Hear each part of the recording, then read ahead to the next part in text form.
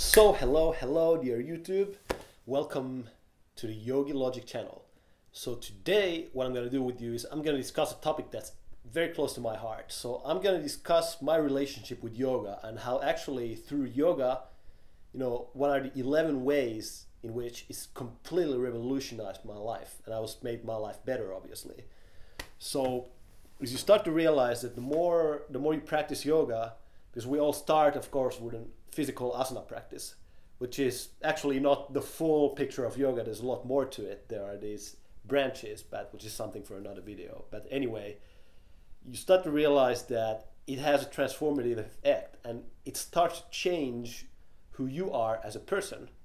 And usually that change makes you much better equipped mentally, physically, and emotionally to deal with the world and to make to make the most out of life and the world.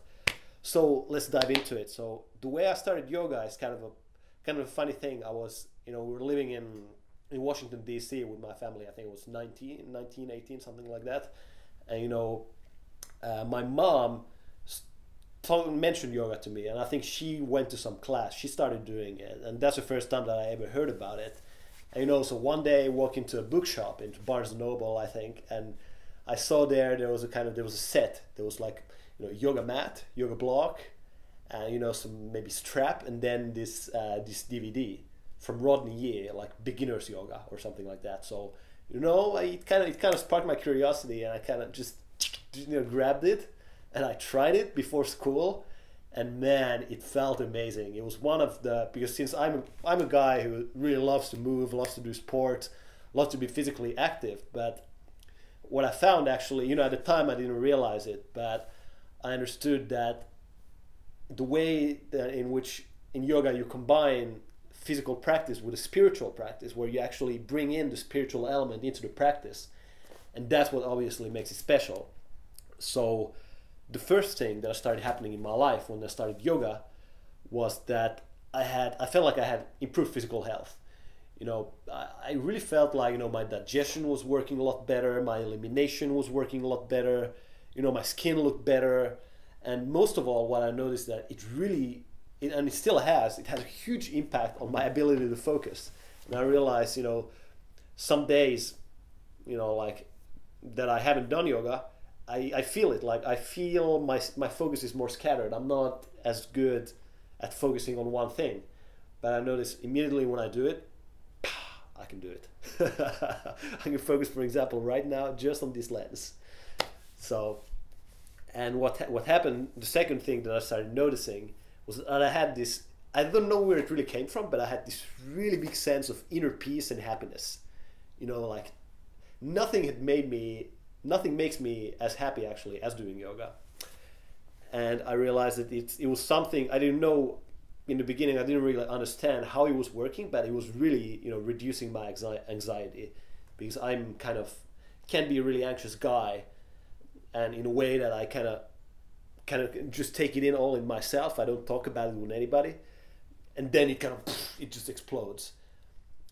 But I realized that when I started doing yoga, actually on the mat, I could face that anxiety that I was facing in life and actually work through it through doing the physical postures. And what started happening, obviously, in my body was that I became more flexible, but also, a lot more stronger, and I had more stamina. And what I realized is that, there's a saying in yoga which goes like, a flexible body is a flexible mind. And I really, really do believe that. And I can tell you from my own experience, and not just me, I think a lot of other people's experience, is that they notice that, when they let go of physical tension in the body, which is something that you achieve through doing the postures, what starts to happen is that instead of feeling like in order for you to be happy with life that things need to go a certain way, or in order for you to feel calm, things need to go a certain way. Once you start doing yoga, you start to kind of just you get this ability to let go of things. The more you let go of tension in the body, you just let go of emotional tension, because you realize, what I realized later is that emotional tension is actually stored in our body, in our muscles. So when you release that, even though you might not be aware of exactly what it is. You release that tension, and that's what really brings you that, that's really nice feeling of clarity and peace of mind. And of course, what that leads to is my fourth point, which is that the more I do yoga, is that I'm increasing my emotional intelligence. And what I understand is that that most people, and actually, I mean, me included, everybody, humans in general, we're actually highly habitual creatures and predictable creatures. And what I realized is that all humans work in patterns, and in habit patterns. And usually, what ends up happening is that habit pattern is triggered by something. There's some trigger that triggers an emotion, which triggers this habit pattern. And what that does is that once you really understand that, you can actually, what happens first, I mean, it happened to me, so that I can start to uncover my own patterns and become aware of what my own patterns are, of how what are my reactions in life that are maybe not so useful for me. And I start to see, when I'm an asshole, people are also gonna be assholes with me. And I start to realize this thing that what you put into it is what you get back out of it. What you put into the world is what you get back out of the world. And when you understand this as well, you learn to kind of, I mean, I learned, and I think anybody can learn to not react as much to life. Instead of just being that person who's got a predictable emotional trigger and just is going to react exactly the same way to that trigger, you start to actually, before you react, you take a step back. You have that ability to take the step back and think for a second, like, what am I about to do? Where's this emotion coming from? Why am I feeling this? For example, somebody being really nasty to you, like, for example, writing a really nasty comment on YouTube, you start to think like, now, I'm upset about this comment, so why am I upset? And the more you do that, the more you start doing that, you start to kind of to take more control of your life, because now it's not anymore your emotions running your life. You're just going around and seeing those triggers and your patterns being like activated. But what you start to do is you start to form better habits, and better patterns, and you actually become aware of what they are. And in that way, I really believe it allows you, doing yoga, it allows you to take much more responsibility for your life and control over your life. And that happens, of course, since yoga is really, it's about training the mind and aligning the mind and the body. And the more of that alignment you find, I mean, the easier things become in life. And so what happened, as a sixth point, what really happened to me was that I was able to, instead of looking at the world from here, take a step back, step up, and to really be able to see and understand the interrelatedness of everything. That, kind of understanding that, one of my favorite photographers, Richard Calver, he says this, that we all come from the same monkey, which is, I really like that. And it makes me realize that we're actually a lot more similar as people, as humans, than we are different. And we're really, I'm starting to see this thing that we're actually one kind of big family. And this a lot of people talk about this concept of oneness, which is something I'm going to devote another entire video to you. But the more, if you start doing yoga, you start to actually realize that separation is an illusion, and what there is actually oneness. And it's something that you have to you can understand it on an intellectual level, but when you do yoga, you start to feel it on an emotional level, and you start to feel what that means. And it's another topic which I'm going to be getting into later, but it brings me now to my point number 7, which is, so after having done yoga for a long time, I feel like I have this connection to something that in yoga we call the higher self. So which is, it's a kind of a higher side of your personality, which is not driven by the same desires and things than the ego. And the ego is our separate identity. It's kind of is the part of us that wants to protect us, and therefore, it gives us, it makes us scared about things. It makes us scared about people. But once you do a lot of yoga and you connect to that higher self, you start to, instead of making decisions out of fear, you start to make decisions out of a place of love instead. And I mean, not always. And when you make a decision based out of fear, you're more aware of it. You're aware that it just happened. But the more you keep doing yoga, the more you keep connecting to that higher side of your personality, and which you can call it the soul.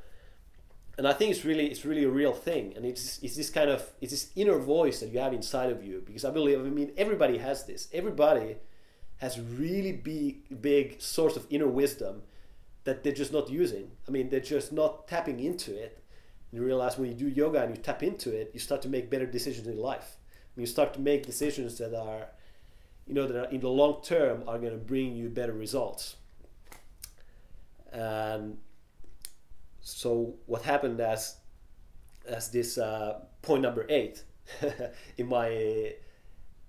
after I started to practice yoga, was that I started to notice that when I achieved some particularly difficult posture in my practice, or the more I progressed in my postures, in my practice, I actually realized that I was more able to deal with my own life obstacles, with my own obstacles that I was facing.